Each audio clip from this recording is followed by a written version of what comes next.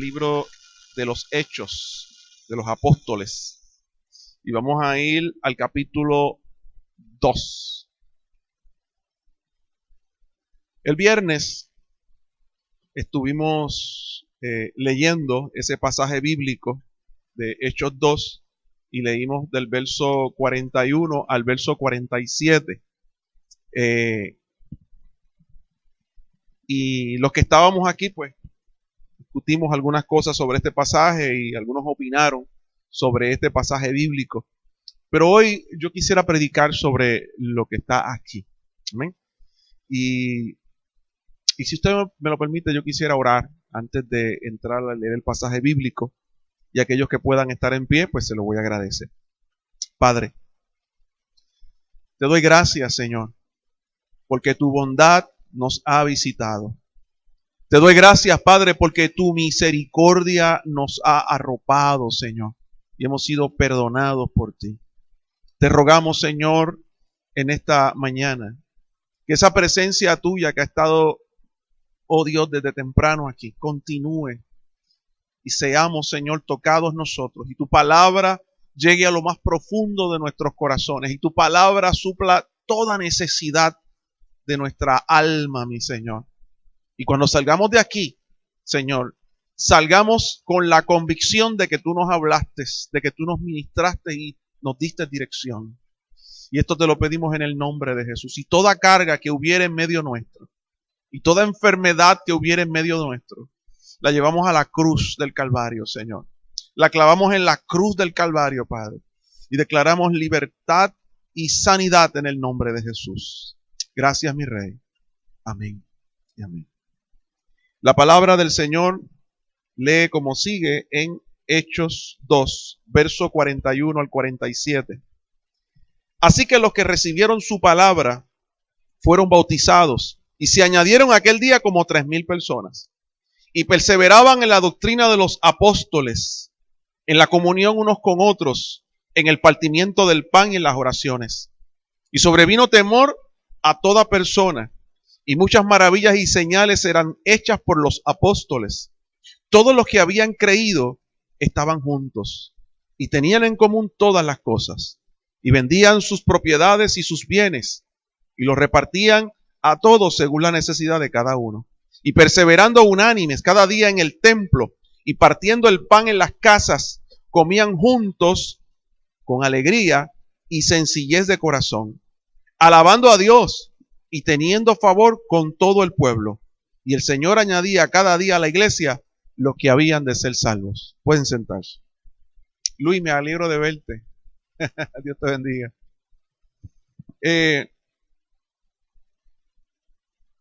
Yo busqué información, aparte de lo que ya uno sabe de este pasaje bíblico. Y un comentarista dijo lo siguiente: aquí vemos un brillante resumen de las características de la iglesia primitiva.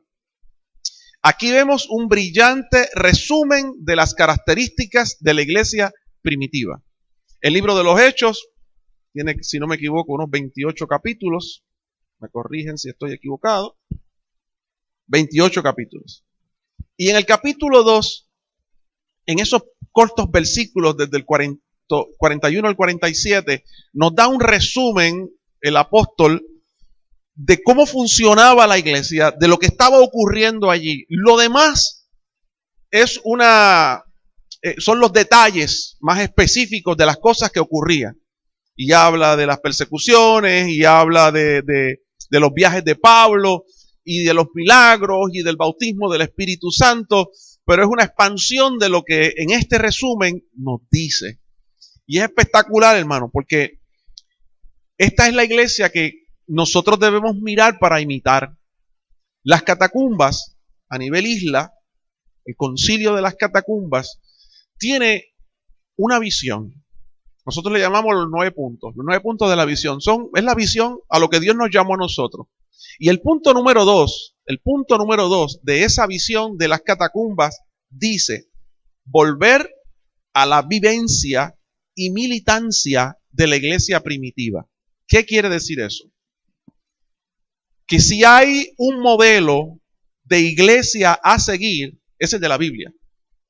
Esa es la visión de las catacumbas. Nosotros queremos parecernos lo más posible a la iglesia primitiva en cuanto a militancia y a vivencia. Entonces, si esto es así, nosotros tenemos que poner nuestra mirada en esa iglesia. Ese es el ejemplo. Nosotros Dios no nos llamó a nosotros, y probablemente, y no me equivoco en esto, Dios no llamó a ninguna iglesia a imitar a otra iglesia por ahí. Pero nosotros lo pusimos en blanco y negro. Dios nos llamó a nosotros a imitar lo que se conoce como la iglesia primitiva, o la iglesia del libro de los Hechos, o la primera iglesia.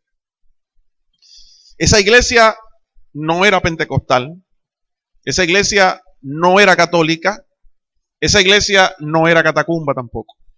Esa era la primera iglesia, la iglesia primitiva, y así se le ha llamado, y se llama primitiva porque fue la primera. Y de ahí pues han corrido muchas más. Pero nadie puede reclamar que la primera iglesia era catacumba, porque eso no es cierto. Que la primera iglesia fue católica, porque eso no es cierto. Que la primera iglesia fue pentecostal, porque eso no es cierto. La primera iglesia fue la iglesia primitiva. La iglesia del libro de los Hechos. Y en el camino han ocurrido muchas ramificaciones, muchas cosas que han comenzado a ocurrir. Y hay cosas que han ido cambiando de iglesia en iglesia, y hay algunas iglesias que se concentran o que volcan todo su esfuerzo hacia los matrimonios. Todo lo que hacen gira solamente en matrimonio. Hay otras iglesias que todo lo que hacen gira en torno a los niños. Hay otras iglesias que todo lo que hacen lo giran en torno a los jóvenes. Hay otra iglesia que todo se ha concentrado en la adoración y la alabanza. Hay otras iglesias que se han concentrado solamente en teología. Pero cuando vamos a la palabra, la iglesia del libro de los Hechos tenía de todo un poco. Y es como cuando tú preparas una comida y le echas de todo un poco y te queda buena. Pero si le echas mucha sal, te queda mal. Ayer sábado, mi hijo y yo estuvimos solos en casa todo el día. Fuimos camping de hombres. Mi esposa estuvo cuidando a su mamá todo y amaneció hoy. Llegó a casa con los ojos virados, a acostarse un rato allí. Así que me tocó cocinar. Y, Grito, ¿cómo quedó eso? Poderoso. No sé cuánto vieron las fotos en Facebook de los pollitos. Alguien comentó que se me habían pegado los pollos del sartén. No se pegaron. Lo puse a fuego lento con mantequilla de ajo, tapadito al vapor, que eso quedó. Y eran rojos porque le eché sazón con achote. Por eso estaban rojitos, no estaban quemados. Pero yo busqué muchas cosas y cuando tú miras la iglesia del libro de los Hechos, es una iglesia que está bien sazonada. Es una iglesia que tiene de todo. Es una iglesia donde hay niños, hay adultos, donde hay matrimonios, donde hay alabanza, donde se trabaja el evangelismo. Y tú ves una combinación perfecta y un nivel adecuado para que todas las necesidades de esa iglesia sean suplidas. Así que el versículo primero que yo leí, que decía, así que los que recibieron su palabra fueron bautizados y se añadieron aquel día como 3,000 personas. Dice que se añadieron, o sea que ya existía algo. Y la Biblia dice en el capítulo anterior que habían 120 hermanos que se habían reunido en un aposento alto, que estuvieron un montón de días orando y clamando al Señor, y allí se derramó el Espíritu Santo. Así que a esos 120 que ya existían, que fueron los que molieron vidrio, que fueron los que sembraron en oración de rodilla, se agregaron 3,000 personas. A veces, quizás si esos 120 se hubieran quejado, si esos 120 hubieran dicho tanto que Cristo estuvo 3 años y solamente 120 personas somos los que lo estamos siguiendo. Tanto que hizo Cristo, el Hijo de Dios, y solamente vemos 120, y se asomaran afuera y vieran toda la multitud de gente que llegaban de otros lugares porque se acercaba a la fiesta de Pentecostés. Y ellos se hubieran desanimado y hubieran dejado de orar, pero no lo hicieron, gracias al Señor. Y se mantuvieron orando, clamando, gimiendo. Y ellos fueron los que pagaron el precio. Y se derramó el Espíritu Santo. Luego de eso se levanta Pedro, predica la palabra, trae el primer mensaje. El Señor le dio las llaves y él abrió la puerta. Él fue el primero que predicó. Y empezó a ministrar la palabra. Y fue tan contundente y tan llena del Espíritu Santo que los que recibieron esa palabra fueron bautizados y se añadieron. O sea, para vivir como esa iglesia hay que ser parte de ella. Y se es parte de la iglesia por medio de la conversión y del bautismo en aguas. Nadie puede ser parte de una iglesia si no se ha convertido a Cristo. Hay que convertirse a Cristo. Hay que entregarle nuestra vida. Tiene que haber un punto en la vida de cada ser humano que se rinda, que se deje quebrar por Dios. En mi caso, el 4 de marzo de 1977, estando yo en el caserío de Rincón, esa noche me fui para la plaza y allí predicaron los catacumbas de la catacumba de Mayagüez, la catacumba 5 en aquel entonces. Y recuerdo que el hermano Tony, que murió ya, estaba predicando y yo me sentía que algo había dentro de mí que no me dejaba quieto y que mi corazón latía constantemente y mi mano se quería levantar sola. Y por vergüenza y por bochorno, no levanté mi mano porque mis amigos estaban allí, yo tenía 13 años. Y después que termina el culto, gracias a Dios no se fueron, se quedaron los hermanos. Y una muchacha llamada Norma, me acuerdo su nombre, vino donde mí, me miró y me dijo, ¿tú te quieres convertir a Cristo? Ella no me siguió predicando. Ella, parece que Dios lo puso en su corazón. Y me hizo la pregunta adecuada. Me dijo, ¿tú te quieres convertir a Cristo? Yo dije, sí, yo quiero. Eso es lo que yo quería que me preguntaran a mí. Y ese día yo le entregué mi corazón al Señor. Hasta el día de hoy. Desde el 4 de marzo de 1977 hasta el día de hoy. Ese fue el día de mi conversión. Meses después me bauticé. O me bautizaron. En un cercado en San Sebastián, que no sé ni cómo llegué ni dónde está ahora mismo. Yo sé que me llevaron por allá y bajé por unos cejos y brinqué varios pelos de alambre púa, y me tiraron en un pozo que el agua estaba más fría como si fuera, aquello estaba helado. Pero allí yo me bauticé. Le entregué mi vida a Cristo. Así que la Biblia dice, así que los que recibieron su palabra fueron bautizados y se añadieron aquel día como 3,000 personas. ¡Qué bendición! Para ser parte de la vivencia de la iglesia, usted se tiene que convertir a Cristo. Esa es la puerta. Y usted se tiene que bautizar. Es un mandato bíblico. Cuando Jesús dio la gran comisión al final del libro de los Hechos, Jesús dijo, id por todo el mundo, haced discípulos y bautícelos. Haz discípulos y bautízalos en el nombre del Padre, del Hijo y del Espíritu Santo. Dio una orden. Todos tienen que ser bautizados. Es una orden del Señor. Así que para poder vivir como iglesia, hay que convertirse a Cristo. Y hay que bautizarse. Si usted no se ha bautizado, si usted no se ha convertido a Cristo, y usted llegó a la iglesia y se quedó así, y siguió, y le gustaron los coritos, y ahí se quedó, pero nunca se ha convertido a Cristo, usted se tiene que convertir a Cristo. Si usted lleva tiempo en el Señor y usted no se ha bautizado, usted se tiene que bautizar. Eso es un mandato bíblico. Eso es una exigencia del Señor.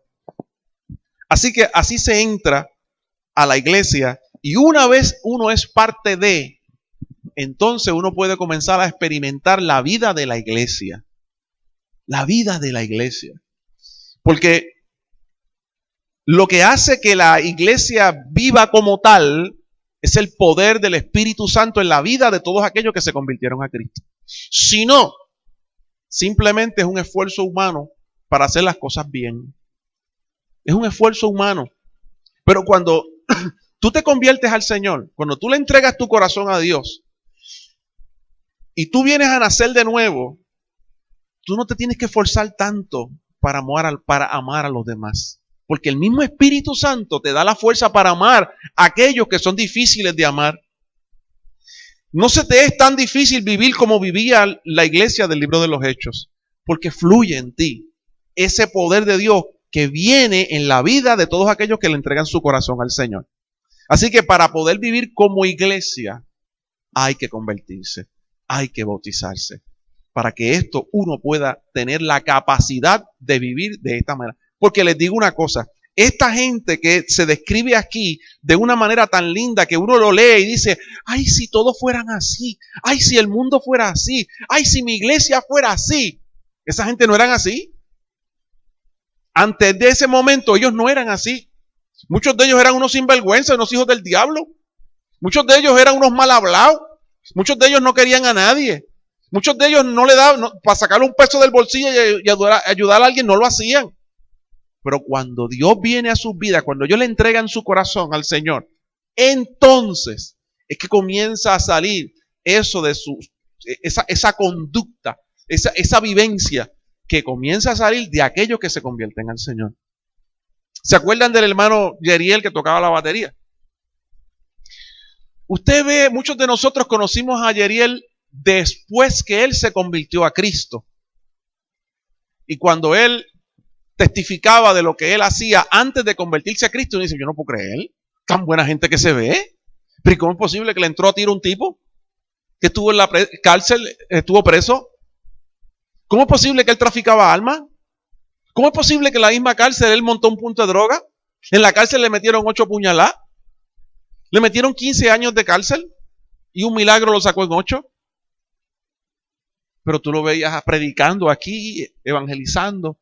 Usted lo veía tocando la batería, levantando sus manos, casado con sus 3 hijas, baratándose el lomo para traerle el pan a su casa. Y dice, yo no puedo creer que ese tipo vivió lo que él vivió. Porque eso lo hace el Espíritu Santo en la vida de una persona que se convierte a Cristo. Y entonces que uno puede vivir la vida de la iglesia. Por voluntad propia es muy difícil. Por fuerza humana es muy difícil. Amaos los unos a los otros como yo os he amado, dice el Señor. Y el Señor amó hasta la muerte. O sea, es bien difícil poder amar hasta la muerte sin la ayuda del Espíritu Santo. Es muy difícil vivir la vida de Cristo sin la ayuda de Cristo. Por eso es como tratar de coger un cajo sin aceite. No se puede. Se enviela, se rompe. Quizás prenda y coja un chispito y haga un ruido y ahí te dejo. Así que siempre chequee el aceite al cajo porque se le puede virar el motor, ¿sabes? Así es el Espíritu Santo. Usted trata de coger la vida sin el aceite del Espíritu Santo y se viela el motor de su alma. Se rompe, no va a poder. Vive Dios, que nos dio su Espíritu Santo. ¿Quién vive? Y a su nombre. Ellos vivían como una familia. Me impresiona el verso 42. Y leo nuevamente ese verso. Y dice, perseveraban en la doctrina de los apóstoles, en la comunión unos con otros, en el partimiento del pan y en las oraciones. Perseverar en la doctrina de los apóstoles, lo que significa es que ellos ponían en práctica lo que le enseñaban sus papás espirituales, que eran los apóstoles. Ellos perseveraban en esa doctrina, la escuchaban, se exponían a ella, escuchaban el mensaje, escuchaban los consejos, escuchaban toda la palabra y la vivían. Así era esa iglesia. No era una iglesia que escuchaba la palabra y luego salía y hacía otra cosa en la calle. Era una iglesia que vivía en la iglesia de una forma y en la calle de la misma forma, que asimilaban. Y el segundo punto de la visión de las catacumbas es vivir como ellos vivían. Así que vaya tomando nota de las cosas que ellos hacían, porque eso es lo que tenemos que hacer. Si no, somos hipócritas.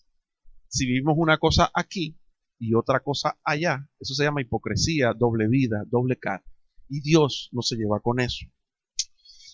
La Biblia dice que las ovejas escuchan la voz de su pastor y lo siguen.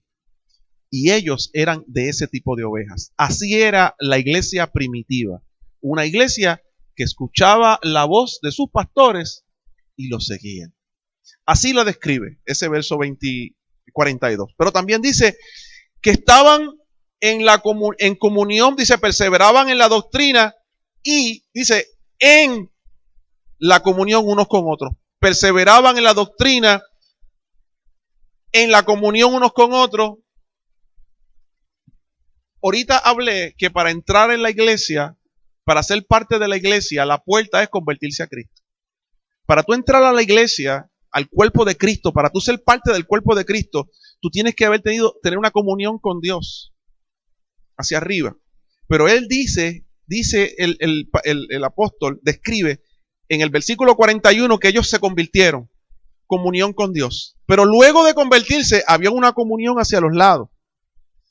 O sea, no solamente ellos estaban en comunión hacia arriba, ellos estaban en comunión hacia los lados. ¿Qué tú haces para estar en comunión con Dios? Pasar tiempo con Dios. Entonces, ¿qué tú tienes que hacer para tener comunión con los que están al lado? Tú tienes que pasar tiempo con ellos. Hay una comunión, hay un amor, hay una confraternización. Era una iglesia que parecía una cruz, donde hay un palito que apunta para arriba y hay otro palito que apunta para los lados. Amar a Dios sobre todas las cosas y a tu prójimo como a ti mismo. Y eso ellos lo vivían.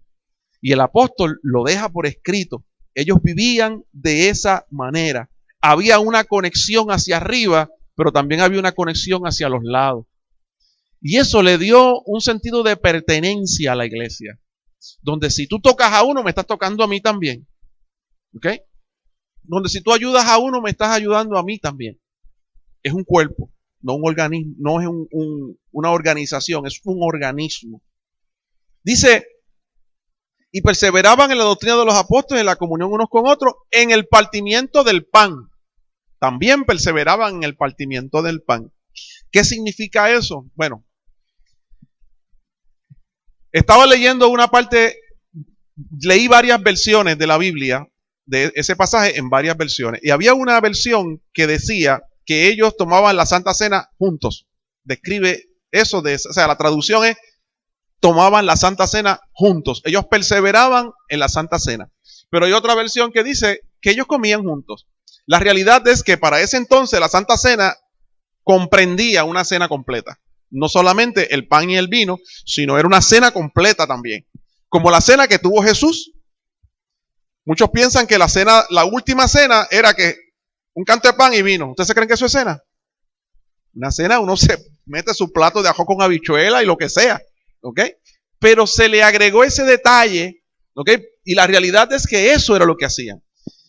¿Qué se hacía en la Santa Cena? En la Santa Cena se recordaba la muerte de nuestro Señor Jesucristo. Jesús dijo, cada vez que hagan esto, mi muerte anuncian. Anuncian mi muerte. Pero, cuando Jesús estuvo en la última cena, una de las cosas que Jesús disfrutó en ese momento fue la compañía de sus 12 discípulos, que habían estado con él durante 3 años. Y en ese momento difícil, en la víspera de su muerte, esos 12 discípulos estuvieron con él. Y compartieron esa última cena con él. Y hubo confraternización. De tal manera que uno de ellos, Juan, dice que recostaba su pecho, su cabeza sobre el pecho del Señor. Por lo tanto, el comer juntos es parte de tener comunión los unos con los otros. El viernes, después que terminamos aquí el culto de oración y las dinámicas que tuvimos, y hubimos 2 o 3 que nos fuimos a Wendy a comer. Y nos fuimos para Wendy, 2 o 3. Muérete de la envidia, Angie. Y allí estuvimos y tuvimos una santa cena. La santa cena fue con Coca-Cola, con chocolate, un hamburger, mantecado y no sé qué otra cosa nos comimos allí. Pero fue una santa cena, entre comillas, ¿verdad? No me malinterprete. Pero fue una santa cena en el sentido de que hubo coinonía, de que nos sentamos a comer juntos, de que compartimos y demás. ¿Okay? Así que la Biblia dice, Pablo dice que así era la iglesia del libro de los Hechos, pero añade y dice, y en las oraciones. Y en las oraciones. Era una iglesia que compartía las oraciones. Una iglesia que oraba juntos. Y eso significa, hermano, que la Biblia dice, si hay 2 o más en su nombre, allí está el Señor. Todo lo que pidas al Padre en el nombre de Jesús, si 2 o más se ponen de acuerdo, yo lo haré. Hay cosas que Dios va a hacer cuando tú estés solo orando. Hay manifestaciones de Dios que se van a dar a tu vida cuando tú estés solo orando. Pero hay cosas que solamente se van a dar cuando tú te unas con los demás a orar. Hay cosas que van a ocurrir solamente cuando tú te unas con los demás. Si te quedas en tu casa, vivirás una serie de cositas, pero te vas a quedar sin otras. La Biblia dice que cuando se derramó el Espíritu Santo el día de Pentecostés, en la fiesta de Pentecostés, que coincidió con el derramamiento del Espíritu Santo, estaban todos juntos, estaban unánimes juntos. Y algo que a Dios le gusta, y algo que Dios prácticamente exige de su pueblo, es que nos congreguemos, que vayamos a su casa, que estemos juntos, que nos busquemos para orar, que clamemos los unos por los otros, que oremos. Porque hay algo que se desata cuando su pueblo se junta a orar.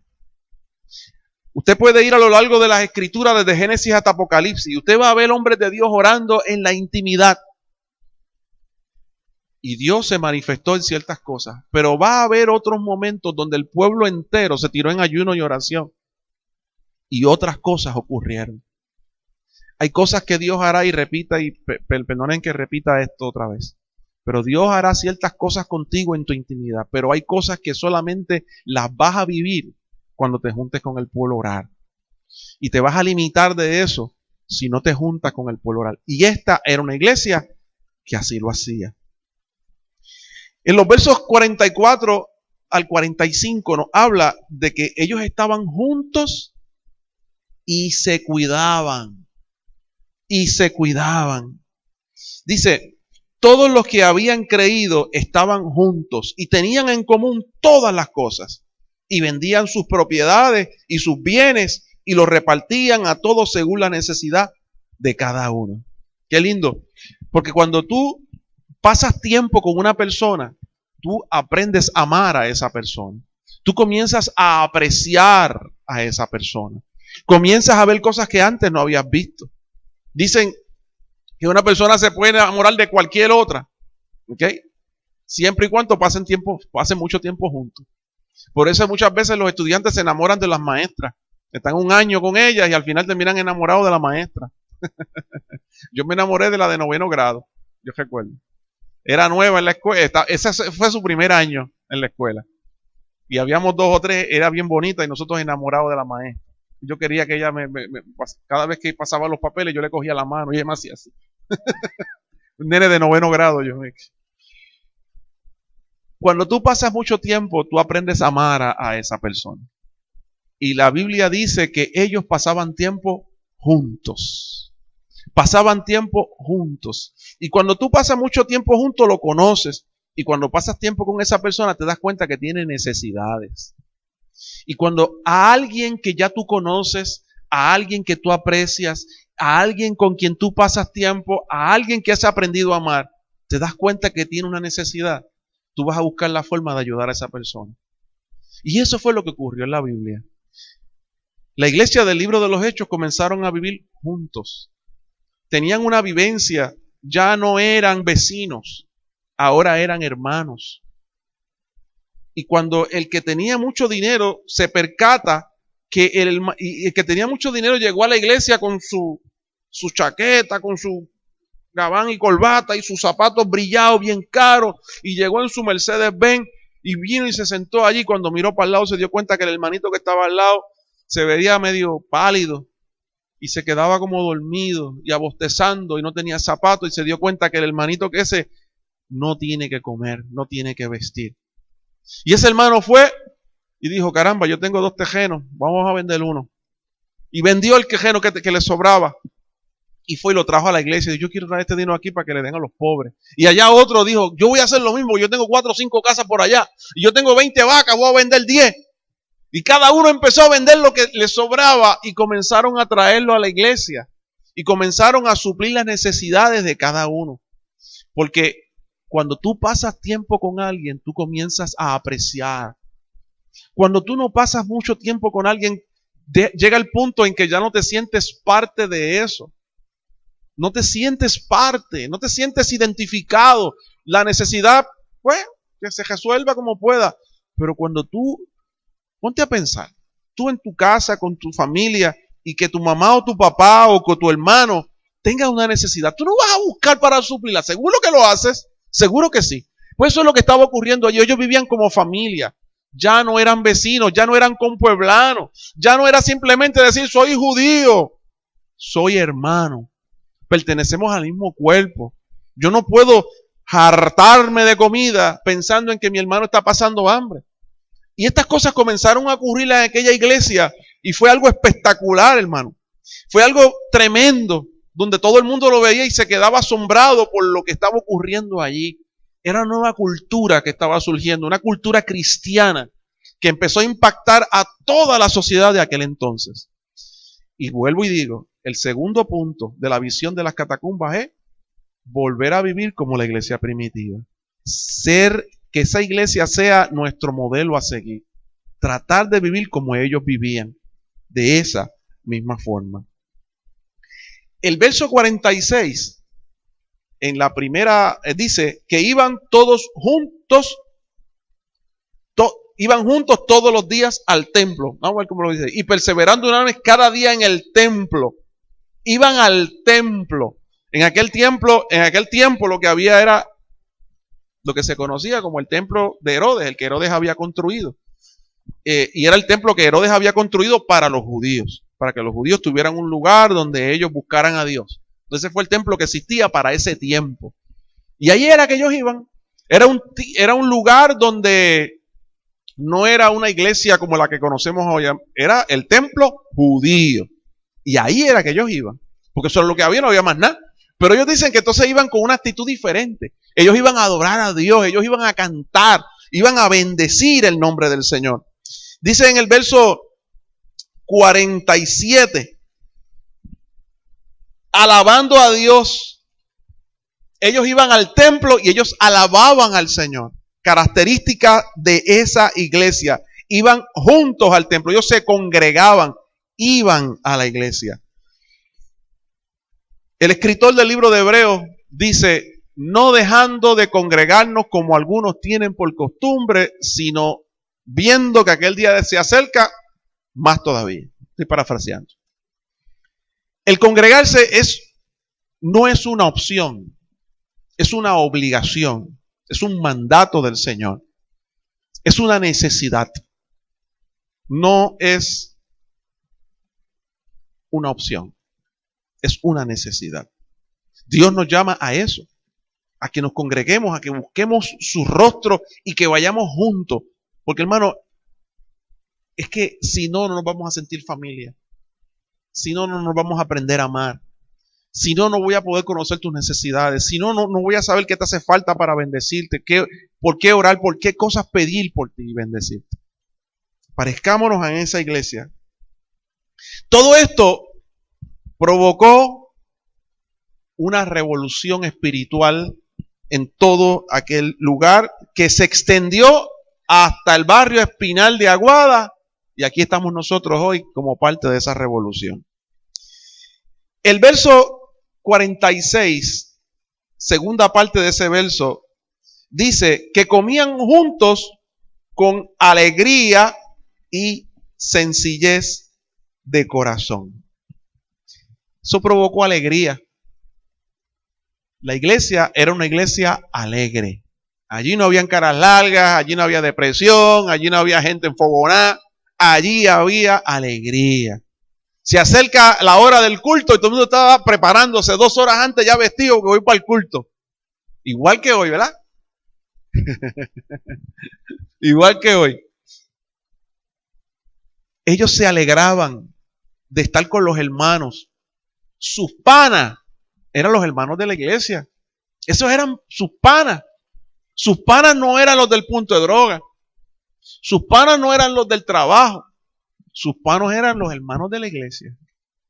Porque hablamos el mismo idioma. ¿Usted no le ha pasado que usted está en el trabajo y tiene un compañero, un amigo del trabajo, ese compañero le habla de política, le habla de cajo, le habla de prenda, le habla de mil cosas, le habla de pecado, le habla de fiesta, y usted se siente como incómodo. Pues, ok, eso no es mi tema. Yo no me entiendo contigo. Y se siente incómodo. ¿No le ha pasado que alguien ha hablado con usted, se le zafan mil malas palabras a la persona, y dice, ay, perdón, porque sabe que usted es cristiano? Porque no habla su idioma, habla el idioma del mundo. Y cuando uno está en Cristo y uno está con los hermanos, uno habla el mismo idioma. Hablando entre ustedes con salmos, con cánticos e himnos espirituales, decía el apóstol. Y a veces uno por respeto, ¿verdad? Uno, chévere, pero uno preferiría estar hablando con una persona que hable el idioma de uno. No me refiero al español o al inglés, me refiero al idioma de la Biblia, a la cristiandad, que uno se sienta bien. Y los hermanos dicen que ellos estaban alegres porque tenían muchos panas cristianos y estaban en la iglesia, y más que se habían agregado 3,000 más en ese momento. Después se siguieron agregando y los miles siguieron subiendo. Provocó alegría. Cada vez que se encontraban había alegría. En el verso 43 dice, y sobrevino temor a toda persona.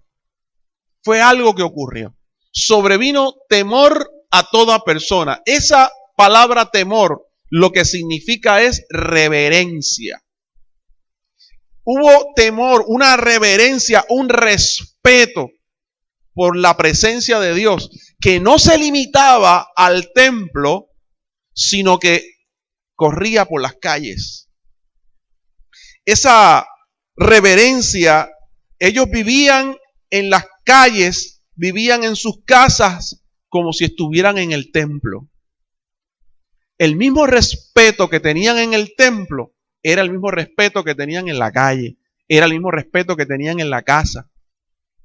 Era una vivencia que no se limitaba a las 4 paredes del templo, sino que trascendía. Es la iglesia que canta, es la iglesia que se congrega, es la iglesia que adora, pero es la iglesia que trabaja, es la iglesia que estudia, es la iglesia que va a la playa, es la iglesia que va al cine, sigue siendo iglesia. Por lo tanto, debe comportarse con la misma reverencia y el mismo temor, no importa dónde estés. Y sobrevino temor a toda persona. Los hermanos perseveraban como cristianos en el templo, pero también en la calle perseveraban como cristianos. También cuando iban a la playa perseveraban como cristianos. También cuando estaban en la escuela, donde estuvieran, como cristianos. Un temor reverente, sobrevino temor a toda persona. Fue algo que arropó. Estas cosas, la forma en que ellos vivían, provocó eso. Alegría y un temor reverente. Provocó una manifestación poderosa del Espíritu Santo. Dice ahí en el 43, y muchas maravillas y señales eran hechas por los apóstoles. Había una manifestación sobrenatural del Espíritu Santo. Cuando una iglesia vive de esa manera, hermano, Dios comienza a moverse, Dios se agrada y Dios comienza a manifestarse. Una iglesia que ora, una iglesia que se congrega, hermanos que se ayudan unos a los otros, no contristan el Espíritu Santo. Y ese Espíritu Santo está libre y puede manifestarse. Y ocurren sanidades, prodigios y milagros. El milagro más grande, hermano, no es que se sane a alguien, es que alguien sea transformado. Ese es el milagro más grande. No es que Dios te sane de cáncer. Porque, hermano, con cáncer tú puedes ir al cielo. Pero si no te has convertido a Cristo, no puedes ir al cielo. El milagro más poderoso que Dios hace en la vida de una persona es que la transforme. Que la transforme. Que llegue a ser nueva criatura en Cristo Jesús. Eso te abre las puertas de los cielos. El verso 47, en la primera parte, dice, alabando a Dios y teniendo favor con todo el pueblo. Se convirtió en una iglesia atractiva a los ojos del pueblo. No solo eran buenos, no solo se veían, no solo eran buenos, sino que se veían bien también. Si a usted le sirven un plato de comida bien feo, bien feo. Yo no sé a ustedes le ha pasado que le han servido un plato de comida que la presentación es bien fea, bien fea. Y usted lo mira y dice, eso me da asco. Yo no me como eso. Pero el que está al lado de usted con los ojos cejados se lo mandó y dice, ¡ay, está riquísimo! ¿Verdad? Pues la iglesia era de estos platos de comida que no tan solamente saben bueno, sino que se ven bien también. Dice aquí, alabando a Dios y teniendo el favor de todo el pueblo. Era una iglesia atractiva. Dicen por ahí que una mujer bien bonita, todo el mundo se le van los ojos para los lados. Los impíos se le van los ojos para los lados. Una iglesia bien bonita es una iglesia atractiva. Es una iglesia que la gente no puede evitar mirar hacia ese lugar. La gente no puede evitar querer estar en ese lugar. Tenían el favor de todo el pueblo. Una iglesia que oraba, una iglesia con amor, una iglesia que se ayudaba entre ellos mismos, una iglesia que se buscaba, que comían juntos, que se congregaban, que estaban juntitos. Entonces, los que no eran parte de la iglesia, decían, viste, aquel ya siempre se pasaba aquí fumando y bebiendo, ya no viene, está allá cantando corito, está adorando, chicos. Tanto que le gustaba estar aquí, ¿qué será lo que hay allá? Vamos a ver. Y terminan en la iglesia también. Porque la Biblia dice que Dios añadía a la iglesia cada día los que habían de ser salvos. O sea,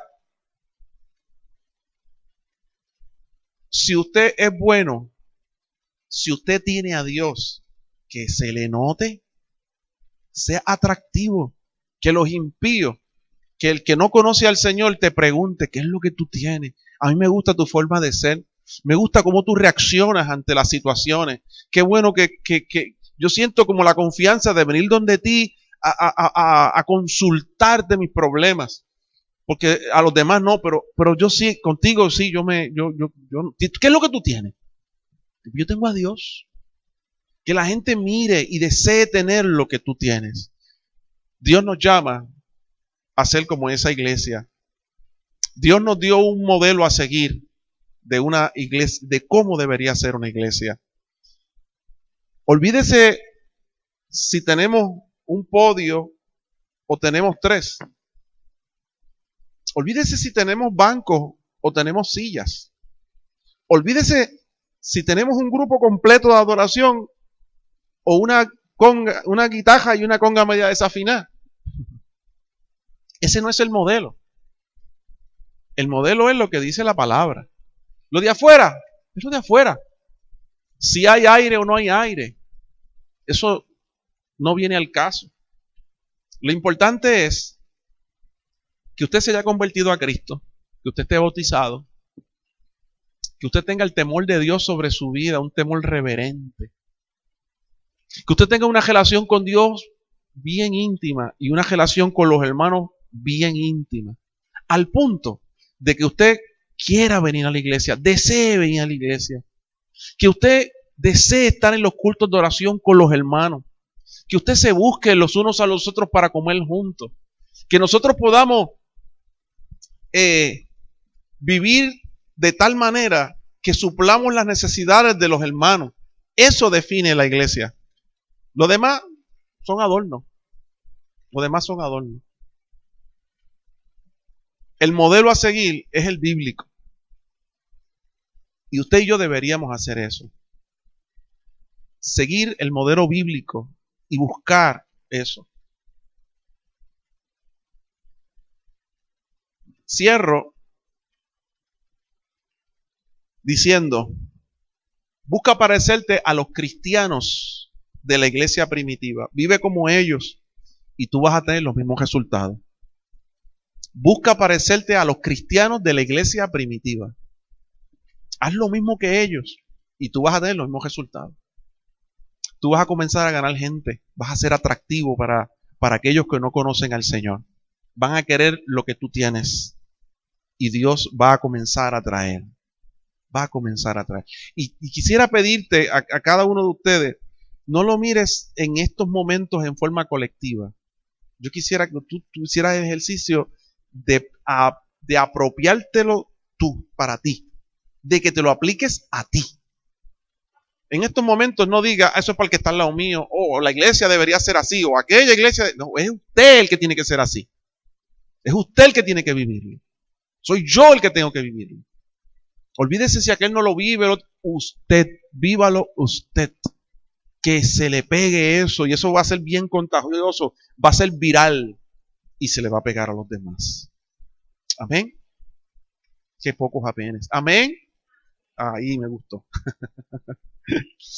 Vamos a estar en pie, hermano. Vamos a hacer esta oración final. Y si usted necesita que en esta mañana, usted, como dice la palabra, usted necesita convertirse a Cristo. Si usted no ha hecho ese acto, ese paso de fe, ese momento que usted, mira, yo me quiero convertir a Cristo, porque eso tiene que ocurrir.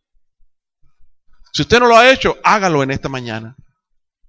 Hágalo en esta mañana. Y si usted no se ha bautizado, pues hable conmigo, que hacemos un revolú y lo bautizamos. Tiramos en un playa allá y el río está por allá. Hacemos algo. Ya Josa se bautizó, la tiramos en estos días al agua. Gloria a Dios. Pero si usted no se ha bautizado, hermano, haga eso. Amén. Mientras oramos, si alguien necesita oración, puede pasar al altar y vamos a orar por usted y lo vamos a bendecir, porque somos la iglesia del Señor. Somos la iglesia del Señor, la iglesia que ama, la iglesia que bendice,